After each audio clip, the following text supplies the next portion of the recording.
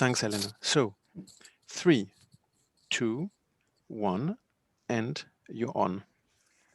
Okay, so tomorrow is the 25th of November, which is the International Day of Elimination of Violence Against Women.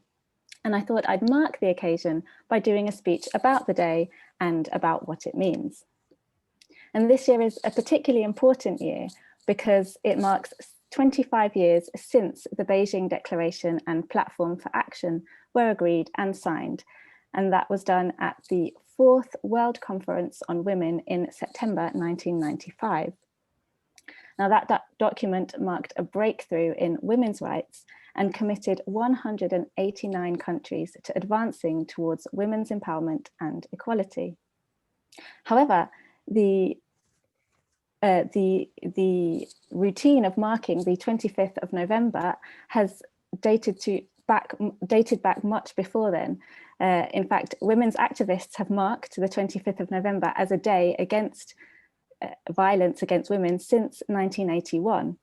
And the date actually comes from the brutal assassination in 1960 of 3 Mirabal sisters who were political activists in the Dominican Republic, and their death was ordered by the Dominican dictator, Rafael Trujillo.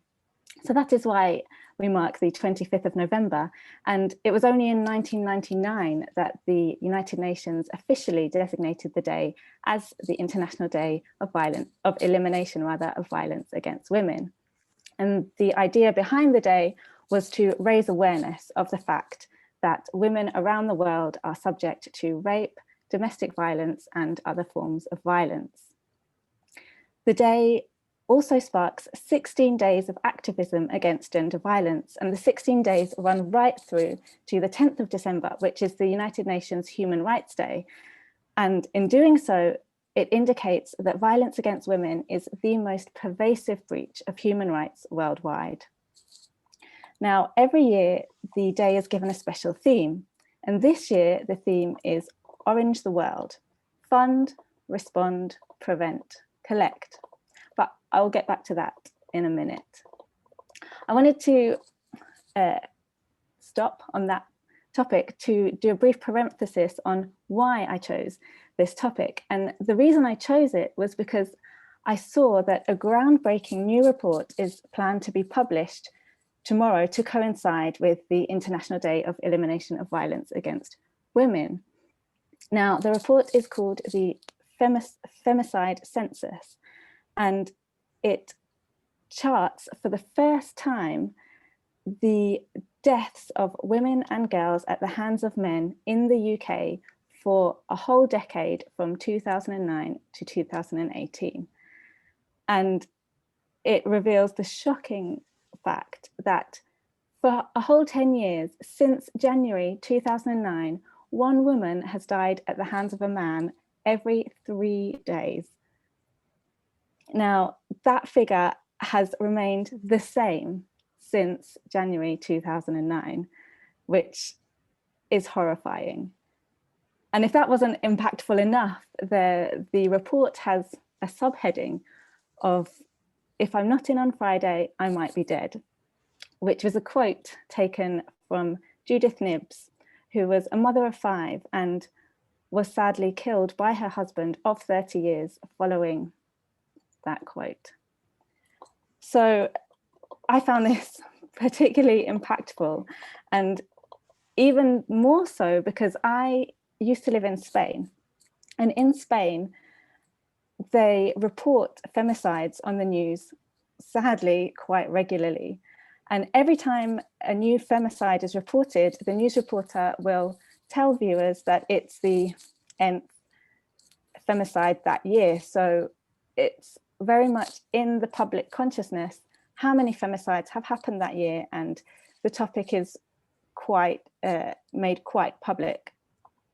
Whereas in the UK, I'm now living in the UK, and femicides or violence against women is just not reported in the same way at all. And that's why I found the report so impactful, was because I had no idea the numbers were so high in the UK.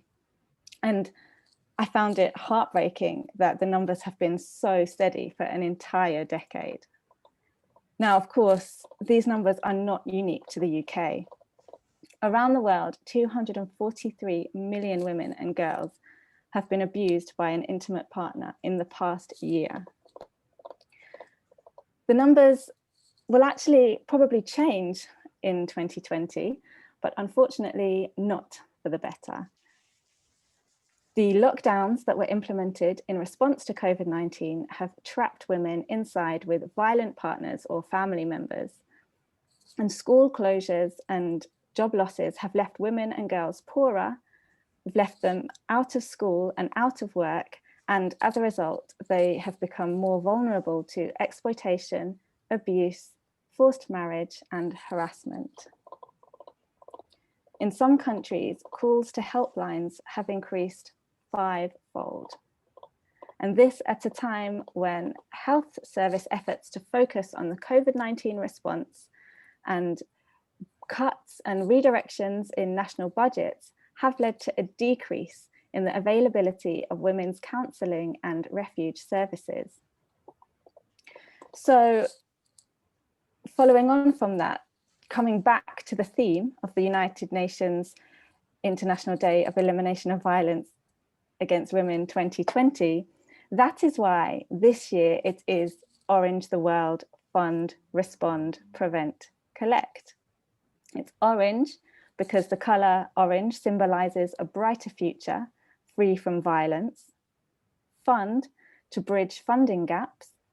Respond, to ensure women have access to essential services during the COVID-19 crisis. Prevent, to raise awareness and focus on prevention.